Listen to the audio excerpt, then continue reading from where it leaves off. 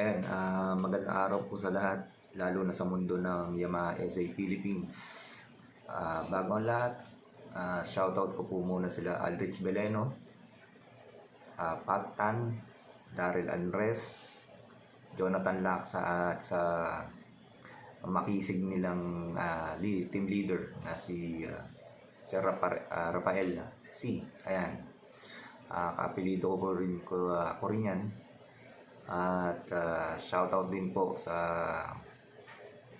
dalawang naging katulong ko noon dito sa negosyo na to na si Jake Canino at John Cedric Cabarles. Ayan.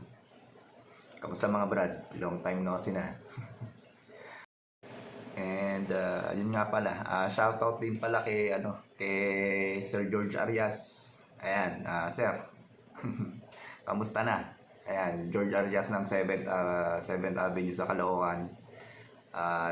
Yan, supplier ko rin yan dati. Ayan, sir, happy birthday nga pala. Ayun, tagal long time no see na.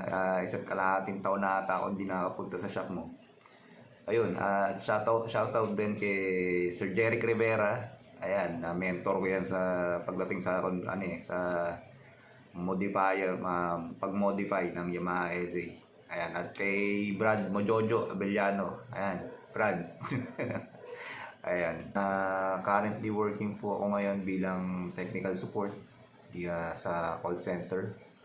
At meron isang essay doon na lagi kong nakakatabi sa paradaan na naka-Shumags. Kung andito ka sir sa pages ng mga Yamaha essay, kung napapanood mo to, ayun, magandang araw sa'yo. Ako yung laging tumatabi sa motor mo na Yamaha SA din. Sa mga hindi po naabutan or hindi ako nakilala sa mundo ng Yamaha SA, ako po si Ronald C. Sumikat sa larangan ng mags conversion way back 2016 up to 2023. May share lang po ako sa inyo na meron pong naibalik sa akin dito na Yamaha SA na kinonvert ko way back 2017. Bali 7 years na po itong conversion ko na to sa motor niya. Binalik dito ni sir yung motor niya para ma-installan ko ng stainless swing arm, stainless na side stand at center stand.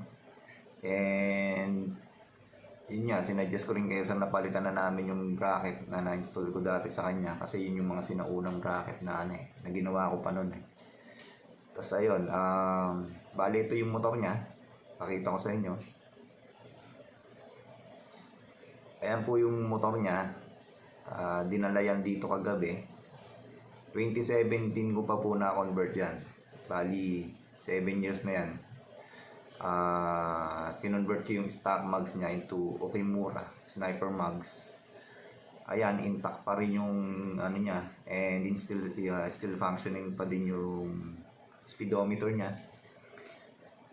Ayan yung brake niya sa likod, and ganyan yung style ng mga sinaunang gawa ko noon na ang daming pumuna. Ayan, mga inayu pa kayo.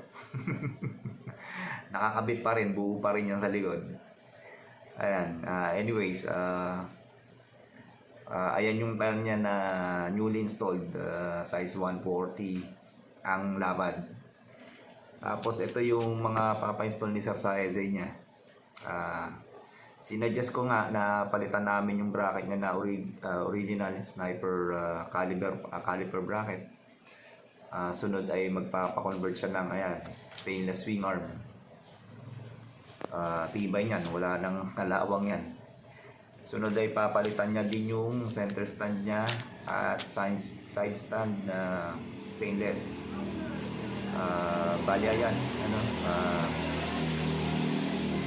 nakalas ko na yung swing arm niya. Ayos pa naman siya at may konting kalawang and madumi.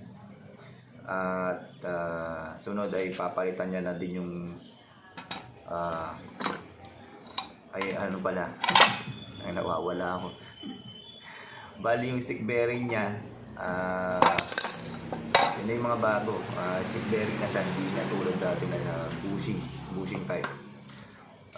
Ito na yung swing arm niya. Ayan, sinukat ko na siya sa mags niya. Medyo kapos lang yung stock niya, medyo maikli.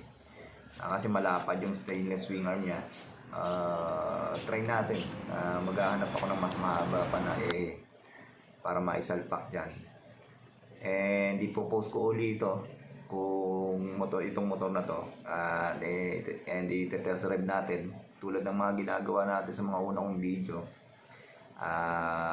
Pupudpurin natin yung bagong bili na gulong na yan. Yung tipong tinesting natin yung preno niya.